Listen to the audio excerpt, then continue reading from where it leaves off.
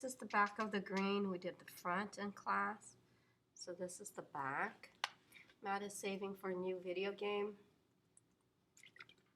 After 3 weeks of saving, he has $26. After 5 weeks after 5 weeks, he saved $36. What's the problem situation? The situation is Matt's trying to save money for a new video game. Okay, Matt is trying to save money for a new video game.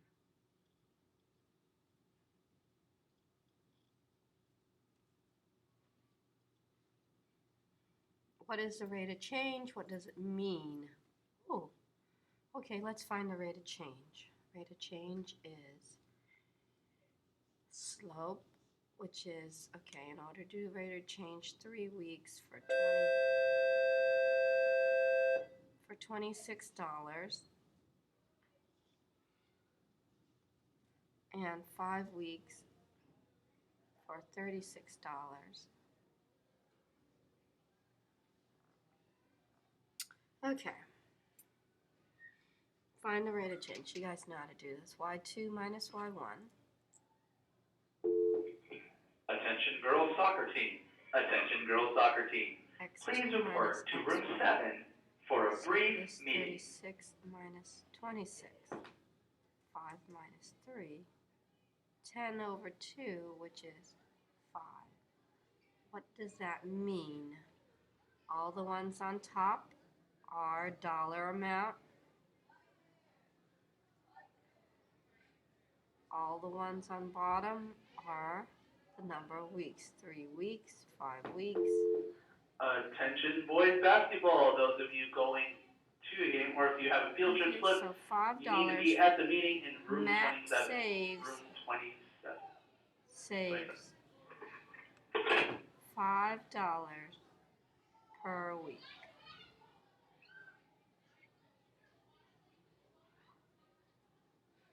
Uh-oh.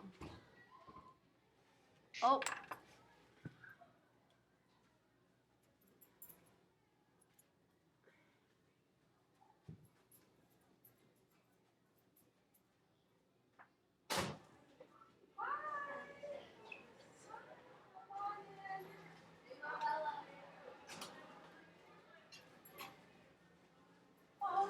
I'm recording already.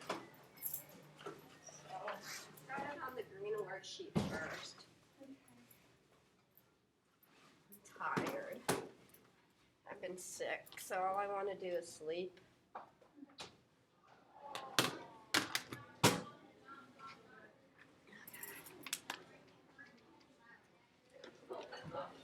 Hello. Okay, let me turn on the TV and I'll work on the blue. I'm doing the back of the green worksheet. I already did the workbook.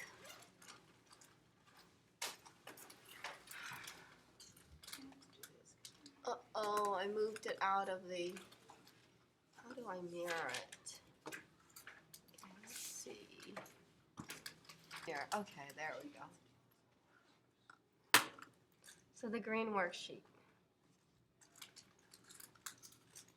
I did the problem situation on the back, and then I'm working on the rate of change because it asks for what is the rate of change, what it means. So I put Matt saves $5 per week. You know how to find the rate of change, right? Yeah. And then because we got $5, you write a linear equation in point-slope form and then in slope-intercept form. So point-slope form then is y minus y1 equals to m parenthesis x minus x1. And so then you would get y minus, okay, let's see, x1 is right here, y1 is there. See that? So y1 then is 26. Equals to m, which we found was $5 per week, $5 per week, x minus the 3 weeks. Okay. distribute, you get 5x minus 15. And y minus 26 equals to that. Then you add 26, right? We want to isolate the y. And then you have y equals to 5x plus 11. Okay? If Sam had saved 5x plus 40, how does that compare to Matthew? So let's say Sam right here is y equals to 5x plus 40. So Sam is saving $5 each week. That's the rate of change. Okay? So Sam is saving $5 each week. That's the same as Matt. Matt, you see, is $5 per week. Matt is $5 per week. So Sam is also $5 per week. So they're saving the same amount.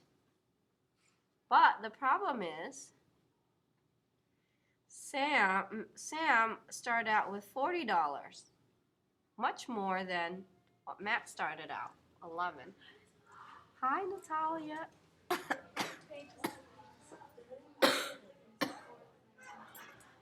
So, how do they compare? They save the same amount, right?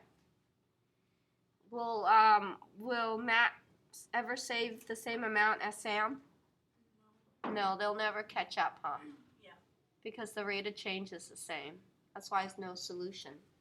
They're parallel.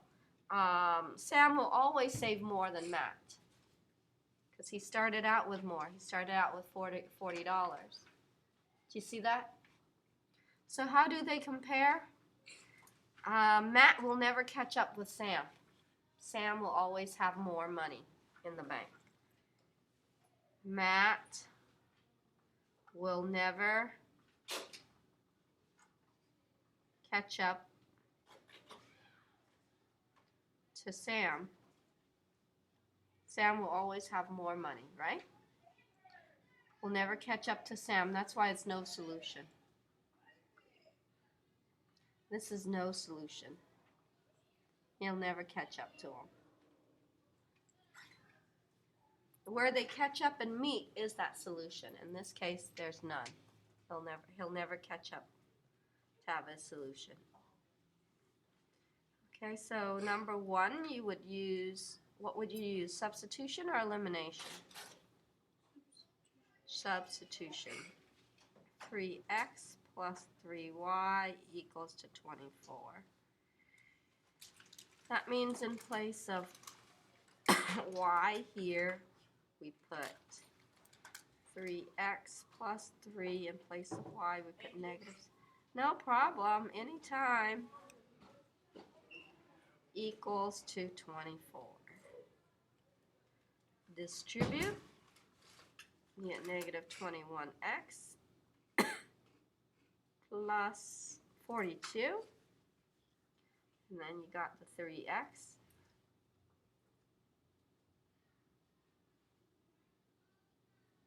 Okay? Yeah. Did I do something wrong? Oh, thank you. So then we would combine like terms, right? Yeah. These together. Get 18x negative plus 42 equals to 24, right? And then you minus 42 to both sides. Negative 18x equals to, okay, calculator, negative 42, negative 42,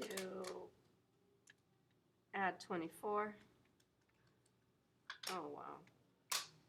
What is it? Negative 18. Divide by negative 18. Hey, x is 1, huh? Now, this is Okay, if x is 1, what is y then? Y is Let's substitute it in. X is 1. So y equals negative 7 plus 14, which is 7.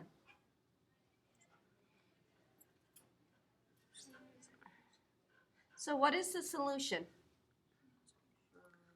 The solution is one solution, and it is 7. This is one solution at what? one solution At 1 and 7. That means they'll meet at 1 and 7, right?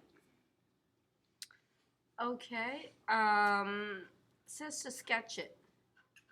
Just ignore that. That I just wanted you to say, well, we're not going to sketch it. There's not enough room. Sketch it means to graph it. There's not enough. Okay, number 2.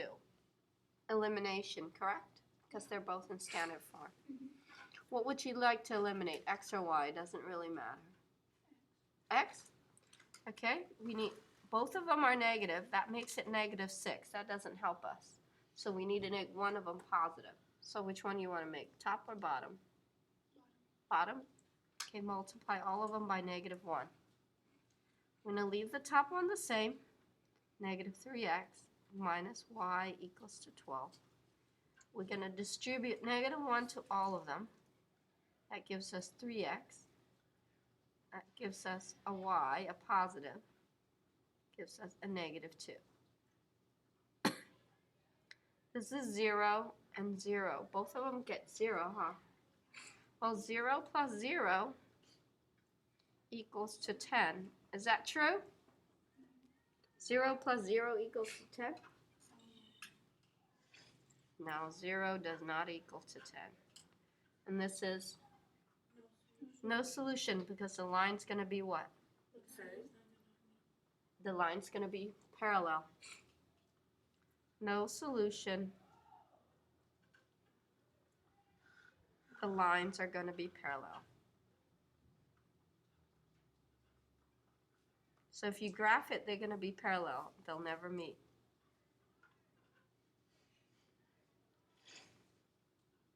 You want to do your homework? I wanted the ISO.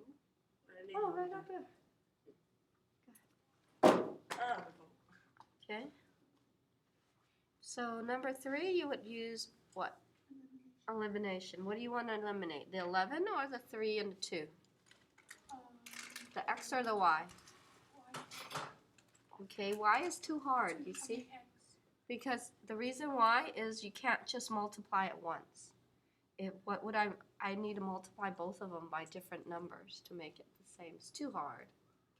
If I can't multiply by just one number to make them the same.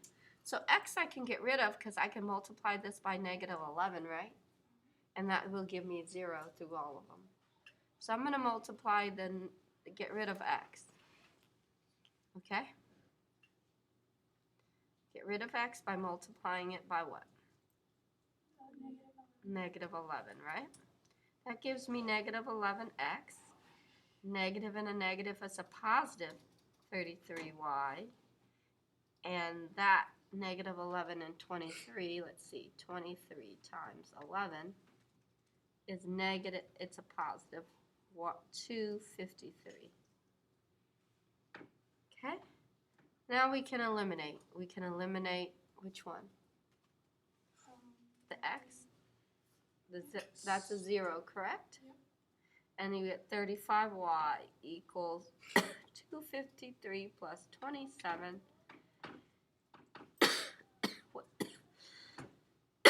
280. Divide by 35. Divide by, I forgot the y. Divide by 35. And y equals 8. This is called what? One solution, but we need to know what that one solution is. So this is one solution at where? at something 8, right? Yes. So which one do you want to use, the top one or the bottom one to substitute a number in? I'll use the bottom. 11x plus 2y equals to 27. So in place of y, I'm going to put 8. 16. 11x minus 16. You get 11, right? So your answer is 1. 1/8. So one solution at 1/8. And then the last one, you would use substitution also? Wow, I like giving substitution. Huh. 4x minus 3 in place of y, you put this number in there. 8x minus 6 equals negative 2. So you get 4x minus 24. Here, be careful here. Negative 3 and negative 6 is a positive 18. I forgot the x. Combine these two that are alike, you get negative 20x plus 16. So Is it 16 or 18, oh my gosh. So minus 18 gets me negative 20. Okay, divide by negative 20. X equals to a positive 1, right? So this is also one solution. Are all of them one solution? No. This is one solution at what? 2? One solution at 1, and then I'll put 1 in for where x is, right here. That's 8. 8 minus 6 is 2. At 1, 2. Okay? And that's it. That's an easy one, huh?